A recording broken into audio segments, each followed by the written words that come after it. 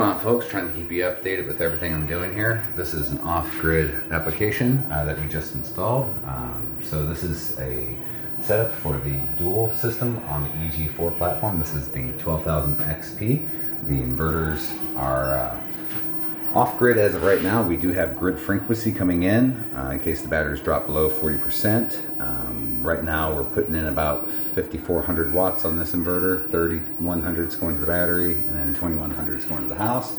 And of course they're going to be synced very closely to each other. They are linked together to this sub sitting here. So we got double pole 50 amp on each one. That's more than enough to supply the house. The original house that we did for this platform originally only had a 60 amp output, which was basically one of these inverters, and they were doing just fine. So down here we have the 60 kW. Each of these batteries are the EG4 15 kW platform batteries, 200, 300, I forgot exactly. I think they're like 316 amp hours on each one. 48 volt based or 51.25 volt based lithium iron phosphate. The system is pulling from grid when it needs to, but only at 50%. So in case generator and things of that nature, that's what we're doing right now. This is the transfer switch that allows the system to go off grid. So we pulled all the circuits from the house, transferred it over to the transfer switch, and basically allowing only a single double pole to come in case the inverters had an issue and we had to service the product. Let me show you what's going on outside. Out here is the best part. The meter hasn't moved all day long. It's literally been between these two dots. Normally it'd go from left to right, and if you were doing grid tie, it would go right to left. But right now it's dead, as it's not pulling any circuits or any power for the circuit itself. And of course this wonderful call us to make a payment, and we'll go ahead and turn your system back on. Just press that fancy little red, or that fancy little button right there.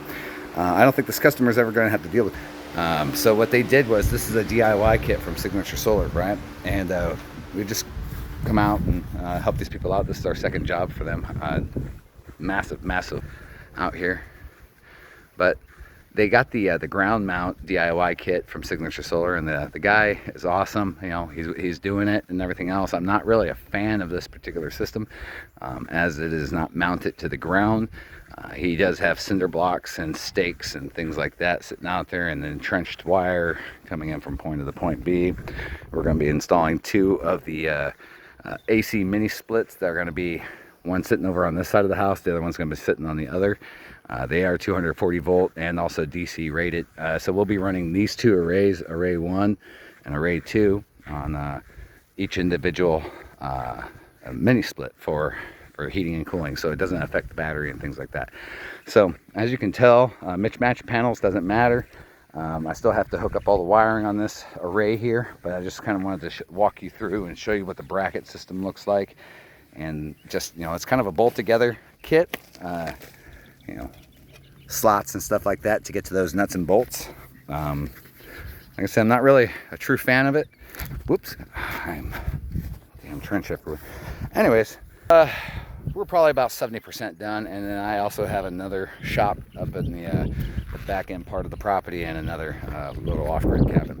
I'll keep you updated with those pictures and videos on the installation after I'm done with those. But yeah, pretty excited. I haven't done one of the AC mini splits from Signature Solar yet, so this will be pretty exciting. Can't be any harder than anything else, right? Trial and error. All right, until then, God bless. Love you all. Bye.